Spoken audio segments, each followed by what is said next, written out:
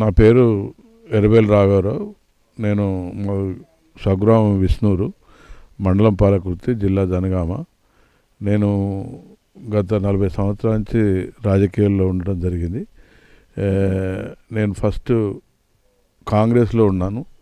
అప్పుడు వెంగళరావు కాంగ్రెస్ ఉండే. వెంగళరావు కాంగ్రెస్లో అప్పుడు స్వర్గీయ యతిరాజరావు గారి నాయకత్వంలో పనిచేయడం జరిగింది. దాని తర్వాత అప్పుడు మళ్ళీ టీడీపీలోకి యతిరాజరావు గారు వచ్చినప్పుడు టీడీపీలోకి రావడం జరిగింది.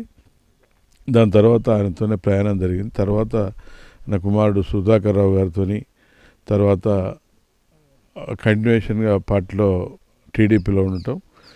తర్వాత ఏదైతుందో దయాకర్ రావు గారు ఇక్కడికి రావడం జరిగింది. దయాకర్ రావు గారితో వచ్చిన తర్వాత ఆయనతో 3 టర్ములు ఏదైతుందో ఆయనతో ఉండటం జరిగింది. తర్వాత నేను ప్రస్తుతం ఏదైతుందో కాంగ్రెస్ పార్టీలో చేయడం జరిగింది. ఇప్పుడు కాంగ్రెస్ పార్టీలో గత ఎన్నికల ముందు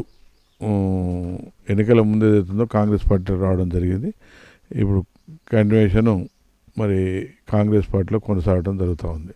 ప్రస్తుతం ప్రభుత్వం ఇచ్చిన హామీలను అంచెలంచెలుగా ఒక్కొక్కటిగా మనం చేసుకుంటూ రావటం జరిగింది.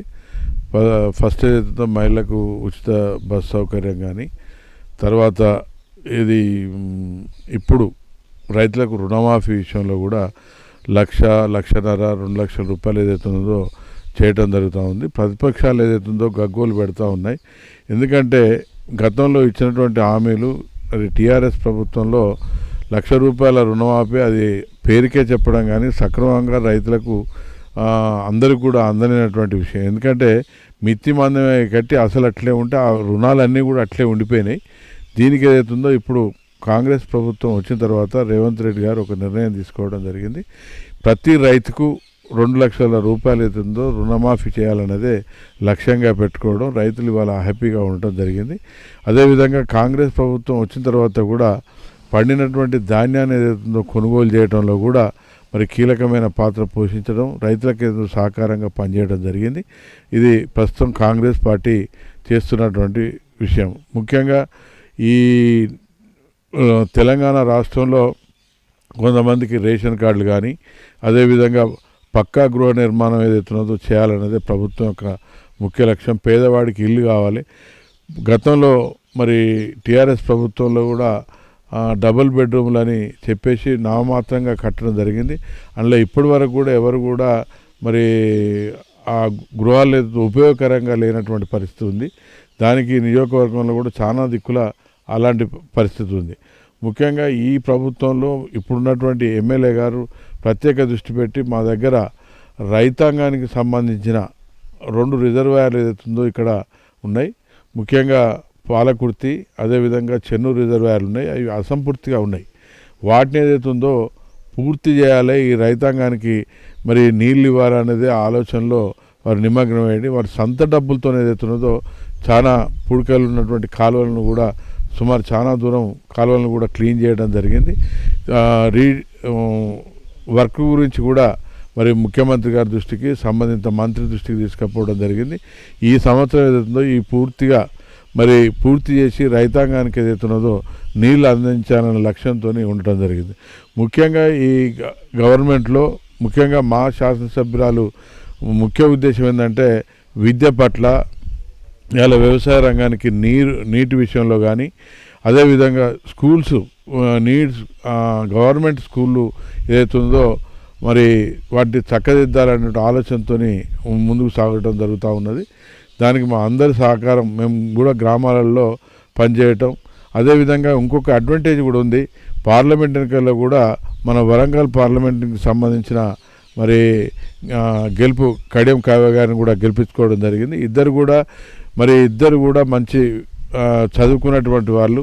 మరి ఇద్దరు కూడా ఎందుకంటే ఒకరు బీటెక్, ఒకరు డాక్టరు, ఇద్దరు కూడా యంగ్ అండ్ డైనమిక్స్ లీడర్లు ఈ నియోజకవర్గాల్లో ఉండటం, వీరిద్దరు సహకారంతో ప్రజల అవసరాలను తీర్చే విధంగా ఇలా పనిచేస్తున్నారు. వారికి ప్రత్యేకంగా నా తరఫున కూడా కృతజ్ఞత తెలియజేస్తా ఉన్నాను. ముఖ్యంగా దయాకర్ రావు గారు ఈ నియోజకవర్గానికి వచ్చినప్పుడు మేము చాలా ఎక్స్పెక్ట్ చేశాం. ఆయన ఏదైతుందో మమ్మల్ని నమ్మేయటం జరిగింది. ఒకే పర్యాయం కాదు, సుమారు 3 పర్యాయాలు ఏదైతుందో నమ్మేయటం జరిగింది.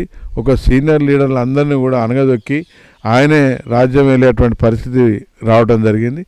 దానికి అనుగుణంగా ఇవాళ నియోజకవర్గంలో ఉన్నటువంటి ప్రజలందరూ కూడా మరి నాయకులందరూ కూడా ఒక స్థాయిలో ఉన్నటువంటి నాయకులందరూ కూడా ఈయన మోసకారి, ఈయన మాటలు నమ్మొద్దని చెప్పేసి డిసైడ్ అయిపోయి ఆయనకు వ్యతిరేకంగా పనిచేయడం జరిగింది.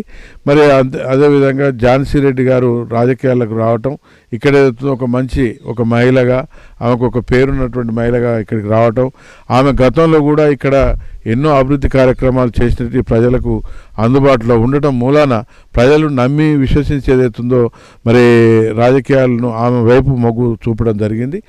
దానికి అనుగుణంగా ఆమెకు పౌరసత్వం రాకుండా చేయడంలో మరి చాలా ప్రెజర్ చేయడం జరిగింది.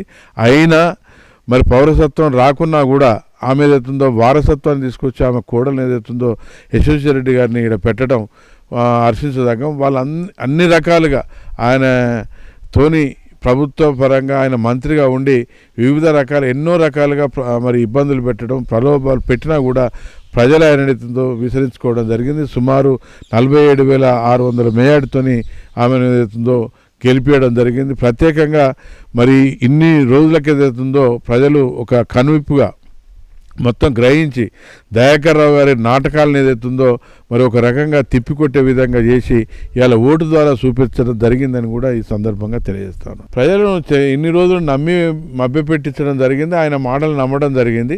ఆయన ఒక ఎవరిని ఎదగనీయడు అనేటువంటిది పెద్దగా ప్రజలలో వచ్చింది. దానికి ఏదైతుందో ఆ విధంగానే ఆయన ఓటమి పాలు కావడం జరిగింది. అందరూ కూడా కలిసికట్టుగా పనిచేసి ఓడించడం జరిగింది. కేంద్రం వాస్తవంగా చూస్తే మనకు సవితల్లి ప్రేమగా మనకు నిధులు ఇవ్వలేకపోవడం అనేది చాలా బాధాకరమైనటువంటి విషయం.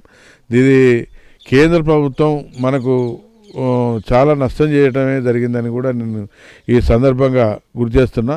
కేంద్రం నుంచి వచ్చేటువంటి నిధుల్లో భాగంగా ఈ నియోజకవర్గానికి వచ్చేది ఖచ్చితంగా ఈ నియోజకవర్గ వాటాగా మరి ఆమె కూడా young and dynamic leader Kadiyam Kavya గారు, వారికి రాజకీయ ప్రస్థానం ఎందుకంటే తండ్రితో ఉన్నటువంటి అనుబంధంతో ఆమె కూడా రాజకీయంగా చాలా అనుభవం తీసుకున్నది. ఇండైరెక్ట్గా ఆమె ఏదైతుందో ఈ నియోజకవర్గాన్ని వరంగల్ పార్లమెంట్లో పలు అభివృద్ధి కార్యక్రమాలు చేస్తారని మేము ఆశాభావాన్ని వ్యక్తం చేస్తూ ఉన్నాను. బడ్జెట్ చాలా పేద బడుగు బలహీన వర్గాలకు ఏదైతున్నదో చాలా అందుబాటులో ఉంది. దాన్ని బడ్జెట్లో ప్రవేశపెట్టిన అన్నీ కూడా రైతాంగానికి కానీ, పేదవారికి కానీ, ఇళ్ళ గృహ విషయంలో కానీ, పింఛన్ల విషయంలో కానీ ప్రతి ఒక్కటి కూడా ఇవాళ ఆ బడ్జెట్ ఏదైతుందో స్వాగతించవలసిన అవసరం ఉన్నది. ఎస్సీ వర్గీకరణ అన్ని పార్టీలు కూడా ఒక అభిప్రాయానికి వచ్చినాయి. ఎస్సీ వర్గీకరణ చాలా రోజుల నుంచి పోరాటం జరుగుతూ ఉంది. ఈ హర్షించదగ్గ విషయం, ఎస్సీ వర్గీకరణ ఎన్నడో కావాల్సిన విషయం ఇప్పుడు అయింది కాబట్టి దాన్ని నా వంతుగా నేను కూడా స్వాగతిస్తూ ఉన్నాను. అన్ని రాష్ట్రాల్లో తన వంతుగా ఏదైతుందో ఎస్సీ వర్గానికి మద్దతే చేస్తుంది నేను అనుకుంటున్నా. ఎందుకంటే కాంగ్రెస్ పార్టీయే బడుగు బలహీన వర్గాల పార్టీ. దానికి ఏదైతుందో ఎక్కువ మద్దతు ఇచ్చేది ఎస్సీ ఎస్టీల మద్దతే కాంగ్రెస్ పార్టీకి ఎక్కువ ఉంటుంది.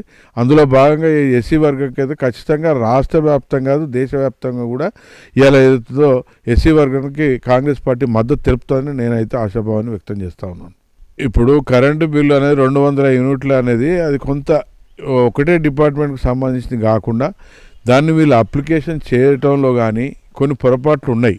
దాన్ని అన్నింటి కూడా సరిదిద్దుకోవడానికి ప్రభుత్వం ఏదైతున్నదో ఇవాళ రుణమాఫీ విషయంలో కానీ 200 యూనిట్ల విషయంలో కానీ ప్రతి విషయంలో కూడా మళ్ళీ తిరిగి ఏదైతుందో దీన్ని అప్లికేషన్ చేసుకొని దాని ఏదో పూర్తి 100% పరిశీలన దాకా ఇది ప్రక్రియ ఏదైతుందో కొనసాగుతూనే ఉంటుంది. రేషన్ కార్డు అనేది అసలే లేదు, అది అంతా కూడా ప్రతిపక్షాలు చేసేటువంటిది బోగస్. అది పాస్బుక్ ఉంటే అతని బ్యాంక్ కనుక అకౌంట్లో లోన్ కనుక ఉండదు ఖచ్చితంగా అతనికి మాఫీ జరుగుతుంది కొన్ని పొరపాట్ల వల్ల. ఎందుకంటే ఆధార్ విషయంలో కానీ కొంత బ్యాంకు వాళ్ళు ఇన్ఫర్మేషన్ సరిగా పంపక కొన్ని అవన్నిట్లో ఏదైతున్నదో అవన్నిటి కూడా సరిదిద్దుకోవడానికి ఇప్పుడు ఏదైతే ప్రభుత్వం కొంత టైం ఇవ్వడం జరిగింది. పూర్తి స్థాయిలో 2 లక్షల రూపాయలు రైతాంగానికి ప్రభుత్వం ఇచ్చినటువంటి హామీ 2 లక్షల రూపాయల వరకు ఏదైతుందో ప్రతి రైతుకు అందులో ఉన్నటువంటి అప్పు ఉన్నటువంటి ప్రతి రైతుకు కూడా లాభం చేకూర్చేదాకా ఈ ప్రక్రియ కొనసాగుతూనే ఉంటుంది. అదని ఏమి లేదు, ప్రతి దగ్గర ఉంటే రెడ్డి అయితే రెడ్డి, వెలుమ అయితే వెలుమ అనేది అది కరెక్ట్ కాదు. అది అందులో ఉంటారు, ఇంట్లో ఉంటారు. రాజకీయంగా ఎవరైనా చేయొచ్చు, రాజకీయం రెడ్డిలు చేయొచ్చు, వెల్మలు చేయొచ్చు, ఎవరికైతే అవకాశం ఉంటుందో వాళ్ళందరూ కూడా అవుతుంది. అది నాట్ ఓన్లీ ఒక రెడ్డి వర్గం అనేది అది 100% తప్పది. ఇప్పుడు ప్రభుత్వాలు ఏంటంటే గెలిచే వాళ్ళకి గెలిచే గుర్రాలకి ఏదో టికెట్లు ఇవ్వడం జరుగుతుంది అనే సంగతి మీకు అందరికీ కూడా తెలుసు. అదేవిధంగా ఏదో రకంగా మనకు ప్రభుత్వం ఏదైతుందో ఆ నియోజకవర్గ స్థాయిలో పట్టున్నటువంటి నాయకునికి గెలిచేటువంటి నాయకత్వం ఉన్నటువంటి నాయకునికి మాత్రమే టికెట్ ఇవ్వడం జరిగింది. లేదో రెడ్డి వర్గమో రావు వర్గమో ఏదో వర్గం అనేది బీసీ వర్గం అనేది ఏమీ లేదు. ఇది వాస్తవమైన విషయం. ఉంటుంది, తప్పకుండా ఉంటుంది. బీసీలు ఏదైతుందో మనకు జనాభా లెక్క ప్రకారంగా ఎక్కువ ఉన్నారు కాబట్టి ఆ పర్సంటేజ్ ప్రకారంగా బీసీకరణ చేస్తే లాభం జరుగుతుంది, 100% లాభం జరుగుతుంది.